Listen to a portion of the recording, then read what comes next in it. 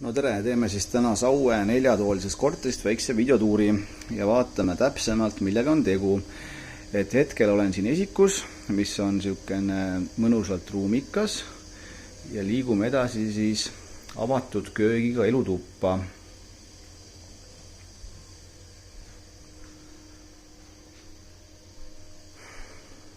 Maja kõrval on kohe Peetri pitsa, kes on suur pitsa sõber. Ja see elutuba näeb meil siis välja siuke, nagu te pildi pealt näete. Elutoast pääseb siis 2 eraldi magamistuppa, mis on siin hetkel lastetoad koos kassiga. Tere kass! Mis sa teed siin? Okei, ja keerame siis ümber. Ja siin on ka meil sisse ehitatud kapipinda. Piilume ka teise magamistuppa. Ja see on siis enam-vähem analoogne teisele magamistoole. Ja siin samamoodi on siis sisse ehitatud mahukas kapp.